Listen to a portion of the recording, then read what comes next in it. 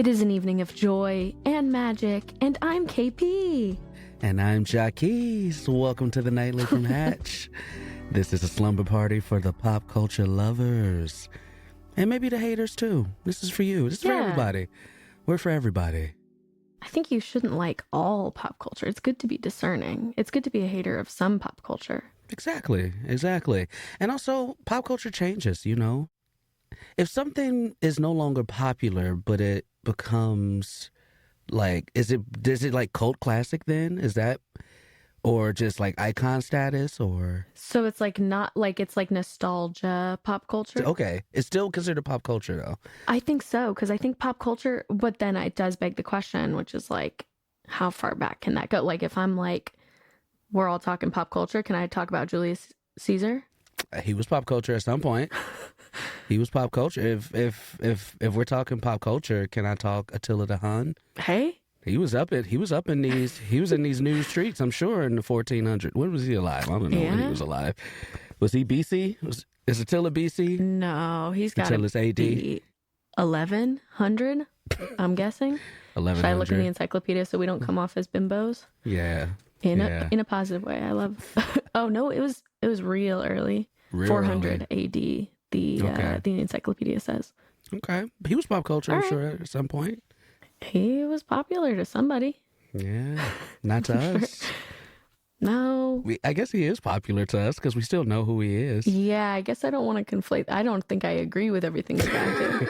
That's what I want to make sure everyone knows. I don't know much about the guy clearly, but I don't think him and I are politically aligned on everything. Yeah, that's fair. KP, we have someone else in the mix tonight, and I am very excited to have this person. And so I say, let's open up the nightly hotline.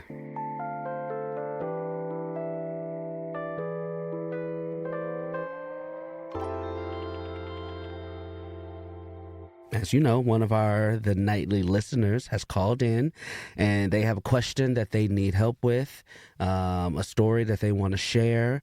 And this week, we are joined by the very, very amazing Kelsey from Orange County, California.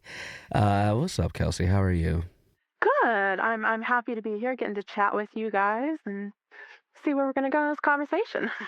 We're so happy to have you. What is it that you came on specifically for? I mean, we can talk about anything. Like, we'll probably bring back Attila at some point. I have more questions on him. But what pop culture question do you have for us today? So I love Legos. I have many, many, many Legos in my house. Any plant in my house is Lego because I'm just proud of keeping myself alive. Cool. And so there's always new sets coming out. I have all the floral sets. I have all the Wicked sets. I have the Office scene. I have the Friends scene. I have all of these different Legos. And they always announce upcoming Legos that are coming. There's new releases on the 1st of every month, if you didn't know that. So I want to know is if Lego came to you saying, we're out of ideas. Mm-hmm. What do you think from pop culture? I guess we could start with Attila the Hun if we want to. What section of pop culture of life do you think would be fun to have in brick format, in Lego format? Oh, that's interesting. That's so fun. First of all, I love this. I actually had something that came to my head almost immediately that I don't know if I've ever seen in Lego form. Famous sports moments. Right. Like, you could build, like, I'm thinking, all right, for whatever reason, this is the first one that popped in my head, but in like 2000, I think 99, 2000, 2001, somewhere in that time frame, the Los Angeles Lakers were playing Portland Trail Blazers, and like it's the famous Kobe throws an alley-oop to Shaq, and Shaq dunks it, and he's running up the court with his arms up. But like, could you like recreate like the court and like the hoop, and then like the actual people and stuff like that, and like have it in Lego form, like in their exact positions on the court at the time. In their exact positions on the court at the time. And things like that. Is that a thing? I've never seen that. I know they've done, football helmets for a specific team, and I definitely seen a stadium. I like the idea of a specific moment in sports history. I think that'd be pretty cool. Yeah. That's mine at least. I like that. Okay. So my pick, first thing that came to mind was kind of some reality TV iconic moments. And I was taken to the show Flavor of Love. Now, if you don't know, Flavor of Love was a reality show in the early 2000s where rapper Flava Flav has, I think, maybe 14, 15 women that he renames, which is an important part of this. And he tries to find love. Iconically, who we got from this was the media personality known as New York. So my scene involves New York. Honestly, there's 2 scenes I could even do with New York. Yeah. Jacquis, what are you thinking? What comes to mind? Oh, listen, this the famous pumpkin spit. That's it. What I was thinking. Yes. So these 2 ladies just simply did not get along. This is Pumpkin and New York. And as I believe Pumpkin is leaving, Pumpkin spits on New York. And it's kind of a bit of a tussle. And just reality TV really never was the same after that because it just showed the ratings go up. The ratings go up. And let me tell you something. If 2 beautiful women are willing to spit and fight on each other over Flavor Flav, the confidence that gave me as a man. Yeah. I think he was like 56 at the time. It was really, I think he was truly 56. And these women are 22 or something. When he gives them these, I'm assuming New York, I'm hoping it's from New York. Pumpkin, like, do we know why he gives them these nicknames? We do. He explains them on the first step, and some of them are really awesome trains of thought. New York has a New York accent. Her real name's Tiffany Pollard. And so that one is New York. Pumpkin was truly like, I think he was like, you're sweet like pumpkin. Like, I think that one was just simple. Cute. Like, her energy was sweet. But some of them were like Hoops was another one. And I think she won. And that was because she like offhandedly mentioned she played basketball. And eventually married Shaquille O'Neal. Eventually she did date Shaquille O'Neal. She dated Shaquille O'Neal. Someone named Hoops married Shaq. Yeah. I think she honestly did have a love of basketball. So that was fine. I mean, that's good. There are so many moments from Flavor of Love that would be crazy, funny Lego sets. Yeah. So I'm going with that. The spitting is coming to mind. I'm going to have to watch that now. Oh, you really honestly do. I love this. Yeah. I mean, last one that I think would maybe have a little more mass appeal is if we could do the Jersey Shore boardwalk, but sort of specifically when the Jersey Shore team was there working at the t-shirt booth. Oh, yeah. So that would be what I would like. The Jersey Shore boardwalk, though, I think would be a beautiful Lego scene. I think they've done a lot of like water in different sets. That wouldn't be weird to have it by the shore. They've done lots of beach sets. They have a new aquarium set that just came out that I want very badly. It's very cool. So I can see, and they already have t-shirts for Lego characters anyway, right? So they could create custom shirts inspired by the Jersey Shore. Okay. All right. And a wild Snooki and like a pickle. I know. I think in general, some Jersey Shore ones would have some good nostalgia to it. Like even the club where they're fist pumping. I would do a nightclub scene. Could be really fun for Lego. That could be fun. A nightclub scene. I love this. I love this track you're on, KP. So I want to, you're from Orange County, Kelsey. So I would love a scene from the OC. And there's a couple scenes that I could get in there, you know, where Ryan Atwood saves Marissa in Tijuana and he's walking down that alley. Carrying her. Like, can you imagine like the alley that they're walking down and then you put a little light on it so it looks moody and it's just like Lego Ryan Atwood holding Lego Marissa Cooper. That could be very fun. That could be very fun. Now, Kelsey, have you seen the OC? Because I'm seeing that your face looks maybe... I know. I'm a little confused. I've seen a couple of episodes and you said Marissa and I'm like, oh, that's what that is. I failed my Orange County cred. I've lived here my entire life. Oh, no. That's fair. That's fair. I love this. The moments are fun, what you were talking about. And I had a thought of like Jennifer Lawrence falling at the Oscars, right? Like the beautiful set and then her falling. And when I think of Orange County, it's hard not to think about Disneyland, but there's multiple Disney castles already done. Disney castles. Of course. Yeah. I'm a marching band nerd. And so when Jacquis, you were talking about key moments in sports history, I'm like, okay, but when Phantom Regiment, I'm going drum corps marching band specific, which at Legoland, which I've been to multiple times, they have marching bands like marching in a parade. So I don't think it would be that weird to have a field show. I think that'd be fun. That would be fun. Yeah, I love that. Or, we could recreate the Band Geeks episode from SpongeBob. Speaking of marching bands. The dome. The dome. That would be really good. That would be good. That would be very good. You brought up, oh my gosh, my brain just blanked. Jennifer Lawrence falling at the Oscars. Oh, the Oscars. Uh-huh. Okay. Now, if we go on that, I gotta listen. Let's get the Dolby Theater built up. And this looks beautiful. And then let's get Chris Rock and Will Smith. 100%. Yeah. With the Will Smith wind up. With the Will Smith wind Jada up. sitting in the front row. And Jada sitting in the you gotta have the front row. You gotta have the front row too. Yes. Yeah, because if you just make the Dolby Theater, you can kind of make a whole bunch of different scenes in there. That would be helpful.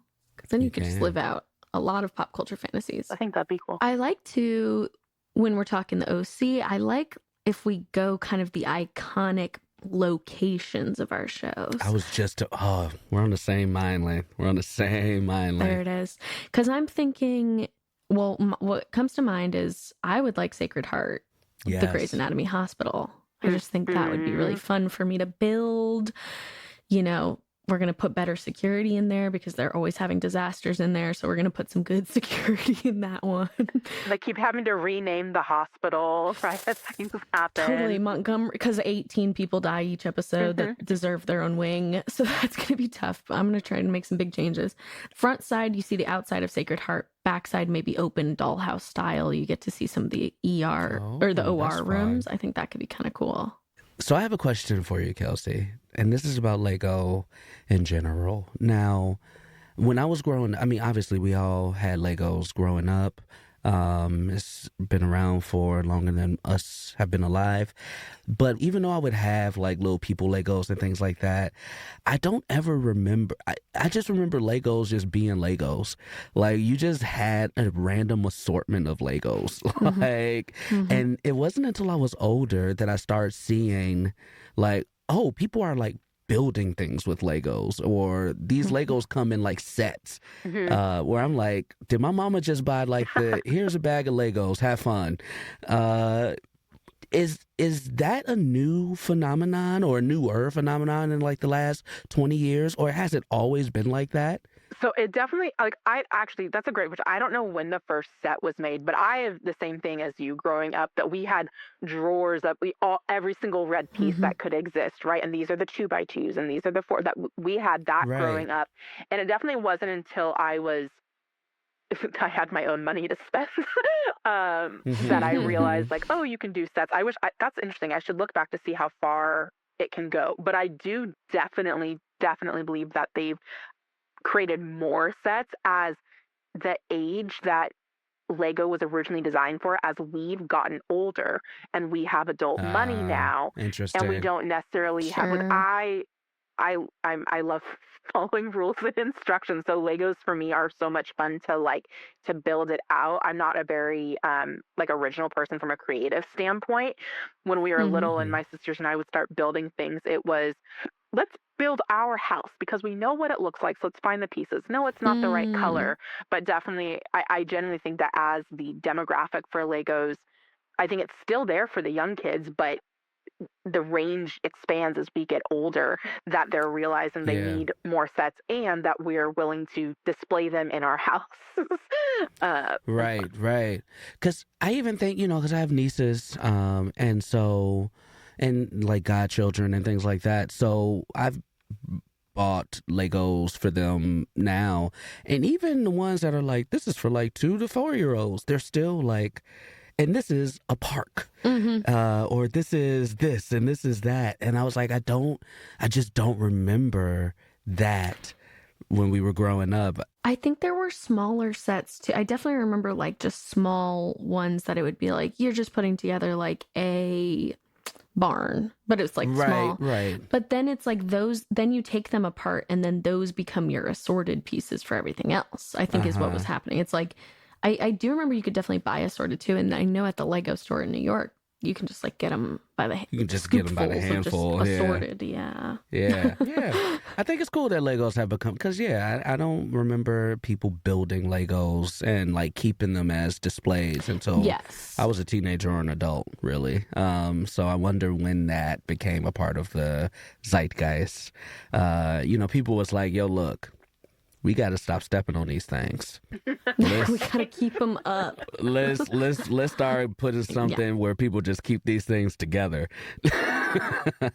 I think they've just like stepped up too with how pretty they are, because it was just they used to just kind of be like a red car, and now I mean that is now for sure art. It's undeniably an art piece, a decorative piece. Yeah, like I have this A-frame cabin that it's all brown earth tones, but you can actually take off the roof on each side and you can see inside the cabin and the bed and the kitchen, all the different things that are in there.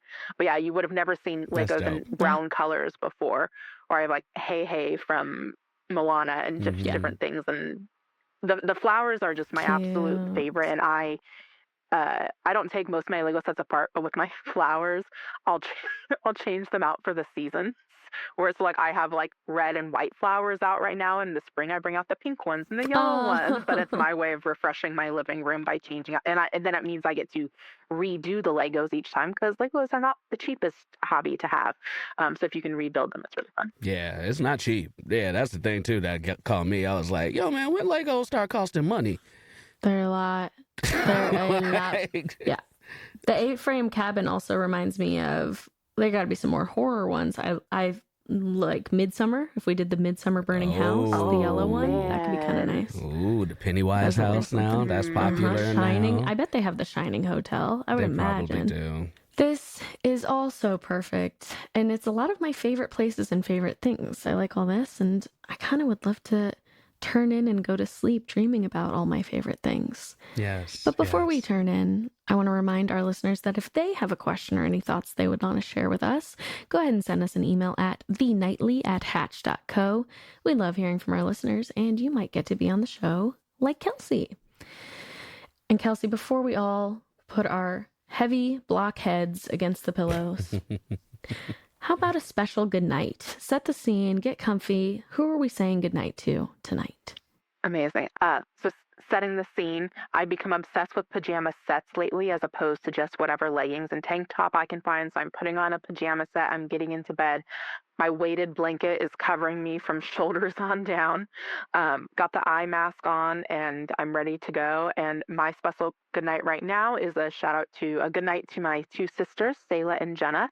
They both do not live in California where I live, but they happen to both be in town together at the same time for a very long time. So I think definitely they'll be coming over for a sleepover, and we'll get to have a sleepover together. Yay. I love that. What a good night.